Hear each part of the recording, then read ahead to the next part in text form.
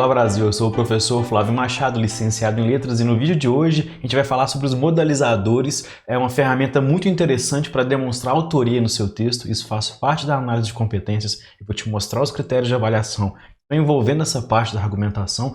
Isso vai te facilitar muito produzir um texto. Imagina que você é aquele tipo de aluno que tem dificuldade, às vezes, de organizar as ideias no papel. Que às vezes você faz um esforço muito grande, tenta, escreve, e quando vai olhar, seu argumento está com 3, 4 linhas, parece que o texto não rende, parece que o texto não flui. Ou o contrário também, você é aquele tipo de aluno que é muito prolixo, e de repente você escreve demais e não consegue ocupar o espaço certo, acaba enforcando outras partes do texto porque seus argumentos são muito grandes. Então, se você é esse tipo de aluno, acompanha comigo, assiste essa aula até o final, você vai aprender uma plasticidade no texto, esticar, contrair ou retrair o texto quanto necessário. Ou então expandir, amplificar o texto se preciso também, só que sem ficar enrolando, sem fazer uma coisa muito repetitiva, fazendo isso, claro, com um processo de qualidade, com muita calma, usando as palavras adequadas no texto. Assiste essa aula até o final, tenho certeza que ela vai te ajudar muito e seus próximos textos nunca mais serão os mesmos, terão sempre uma qualidade muito superior. Antes da gente falar sobre a modalização, essa plasticidade, essa elasticidade do texto que eu vou te ensinar, é bom a gente ver alguns critérios de avaliação que estão na cartilha do MEC. Eles são muito importantes porque a gente consegue alinhar a nossa teoria textual com aquilo que é de fato necessário para produzir um texto de qualidade que vai encaixar bem ali no que a banca espera, no que os corretores esperam.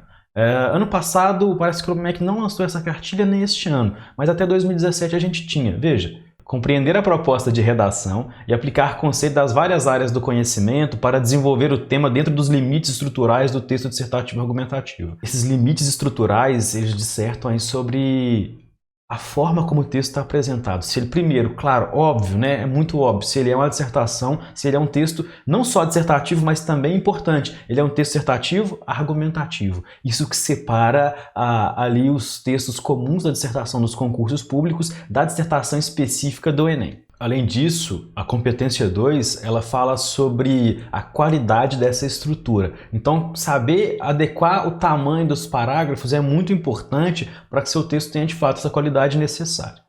Competência 3, ela fala sobre selecionar, relacionar, organizar, interpretar fatos, dados, opiniões e informações a respeito do tema discutido, claro, com qualidade e com coerência e coesão. Essa competência 3, ela está muito voltada para o processo de modalização textual, de adicionar os elementos necessários para que seu texto tenha, inclusive, indícios de autoria, não, que ele tenha autoria, que você seja de fato autor do seu texto, que você consiga se posicionar. É isso que você vai aprender hoje. Não ficar repetindo frases, citações desconexas, tentando montar uma coxa de retalhos para fazer aquela redação sem graça, sem força de convencimento, sem poder de argumentação. É isso que a gente vai falar hoje. E por último, a competência 4, que está relacionada às repetições e aos conectivos. Também nessa aula de hoje a gente vai falar mais sobre as repetições, tá? Que é um processo muito importante para a gente poder evitar durante a modalização que o texto fique maçante, que ele fique chato, que ele fique de fato repetitivo, que fique dizendo as mesmas coisas o tempo inteiro ou usando os mesmos termos várias vezes. Tudo isso está ligado a esse processo de modalização, se adicionar novas palavras ao texto e fazer o texto estender, expandir ou contrair quando necessário. Para falar sobre argumentação, a gente vai dividir as nossas aulas em várias etapas, porque vai facilitar na sua produção de argumentos de qualidade para se fazer uma redação de fato com qualidade. Mas antes disso, é bom relembrar o que já foi visto até agora, e aí eu deixo sobre a introdução o card aqui no vídeo para você voltar nas aulas anteriores. Na introdução a gente já falou sobre contextualização, falamos um pouquinho sobre conectivos e a sua adequação à situação de uso e falamos também sobre a criação de teses. A gente precisa que você saiba criar teses bem construídas para poder avançar na argumentação. Mas por enquanto ainda não. Hoje a gente vai dar um foco em especial no uso de modalizadores. Está até marcado em negrito aí nas características, aí nos termos fundamentais, nos elementos essenciais da argumentação. Falar sobre causa e consequência tem um pouco a ver com o que a gente vai falar hoje e apresentar problemas e ausências também. Essas ausências principalmente vão te dar elementos para fazer uma conclusão muito mais rápido, mas isso também fica para uma próxima aula. Hoje a gente vai dar o foco especial então ao uso de modalizadores. Aqui ao lado tem uma lista com alguns exemplos de modalizadores. É muito difícil definir exatamente o que é o que não é um modelizador, porque depende de como ele atua no texto. E existe uma gama infinita, muitas classificações, se são modelizadores restritivos, aditivos, se eles ampliam, se eles reduzem, enfim, eles cumprem papéis distintos no texto, mas essa teoria toda, decorar nomes para esses modelizadores, não é necessário para se produzir a redação. Você precisa saber usar, e usar com qualidade, usar adequado à situação, a cada um desses modelizadores. Por exemplo, evidentemente, indiscutivelmente, felizmente ou infelizmente, lamentavelmente, lastimavelmente, coisas que vão dar valor no seu texto. Sei lá, realmente, praticamente ou nenhum, ou quase todos, ou a grande maioria, é conseguir articular ali para fazer aquele termo que está posterior ou anterior a ele ganhar um valor mais significativo, ganhar um valor argumentativo. Você pode manter seu texto na terceira pessoa, mas ainda assim vai estar se posicionando, ainda assim vai estar argumentando, ainda assim vai estar opinando. Quando você diz, por exemplo, infelizmente, então você está deixando ali claro que a sua opinião pessoal está explícita, mesmo num texto em terceira pessoa, que aquilo que você pensa, aquilo é um fato infeliz para você, você se posicionou enquanto autor do seu texto. Então não se preocupe em anotar os modelizadores que estão de exemplo aqui no slide. O material está na descrição do vídeo, como sempre, o download é gratuito, só procurar lá, encontrar o link e baixar o arquivo. Enfim, e outras vezes também é bom pensar que eles são vastos, eles são muito... A gama de modelizadores é enorme, então ficar anotando, ficar decorando não precisa. Ler outras redações te faz absorver melhor esses modelizadores, esses elementos que são acessórios aí no texto. Então não se preocupe em anotar isso não. Vamos continuar.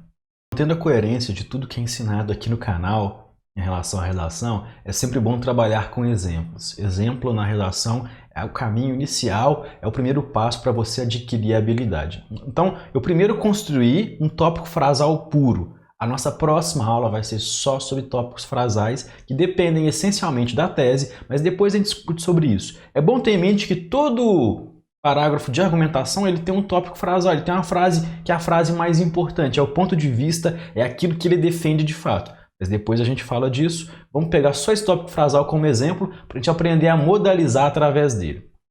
Mesmo com programas sociais, o problema da fome não é solucionado. O pior é que ela se faz presente em várias cidades e também no campo, independentemente da região ou estado brasileiro. Já tem alguns modelizadores aí, por exemplo, independentemente. Mas a gente vai adicionar mais coisas. Eu consigo pegar esse tópico frasal que está bem curtinho aí e expandir e adicionar mais informações, fazer ele não só ficar mais rico, mas bem posicionado, quanto mais informativo também. Então é isso que é modalizar o texto, é adicionar elementos que vão te posicionar em relação ao que está acontecendo, mas também que vão deixar o texto mais informativo, mais atrativo, mais argumentativo para quem está lendo. Não é ficar repetindo e ficar enrolando sem sair do lugar ali no texto. Então, palavras, por exemplo, como problema, eu posso adicionar termos para o evidente problema, o grande problema, ou palavras como fome, né, a perversa, a cruel fome, não é solucionado, não é sequer solucionado, não é nem pouco solucionado. Eu posso jogar com esses termos, adicionando informações e colocar mais conteúdo, colocar exemplos, por exemplo, aproveitar isso para expandir a capacidade textual. Vamos continuar um pouquinho, vou adicionar mais algumas informações. Mas veja, marquei de verde os termos que são modalizadores assim clássicos, que são fortes, são fáceis de serem notados pelo corretor, pela banca corretora, e deixei em amarelo mais clarinho aí os termos que são mais acessórios, que estão exemplificando, que estão às vezes adicionando mais informação, mas que no final da história cumprem um papel modal também. Veja, lastimavelmente, olha como isso é forte. E aí pegando do texto original, tudo que está em branco é do texto original lá em cima. Mesmo com excelentes programas sociais federais e estaduais, poderia marcar ali o excelente também. Agora eu exemplifiquei, programas federais e estaduais, como o Bolsa Família e o Bolsa Escola, por exemplo. Se for comentar sobre o Bolsa Família e Bolsa Escola aqui na descrição do vídeo, entra nessa seara política, eu vou bloquear os comentários, nem perca seu tempo. Então, federais e estaduais como Bolsa Família e o Bolsa Escola, por exemplo, eu estou adicionando exemplos e informações no meu texto, estou modalizando também o hediondo problema da fome, o exorbitante, o grande, o excessivo, o infeliz problema da fome. Eu estou adicionando mais informação. Olha como meu parágrafo cresceu e eu não acabei ainda, vou adicionar mais conteúdo nele.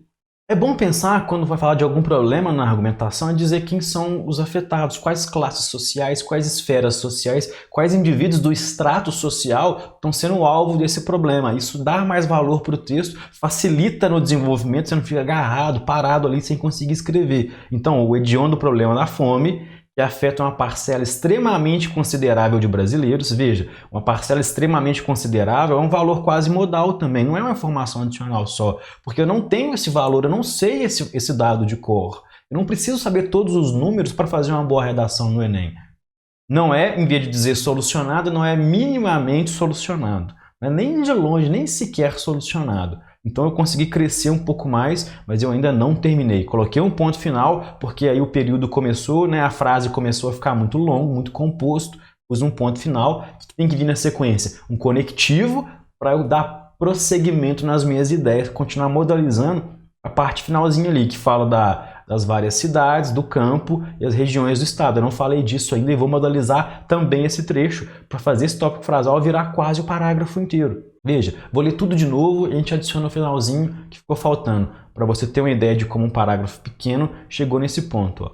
Lastimavelmente, mesmo com excelentes programas sociais federais e estaduais, como por exemplo o Bolsa Família e o Bolsa Escola, o hediondo problema da fome, que afeta uma parcela extremamente considerável de brasileiros, não é minimamente solucionado.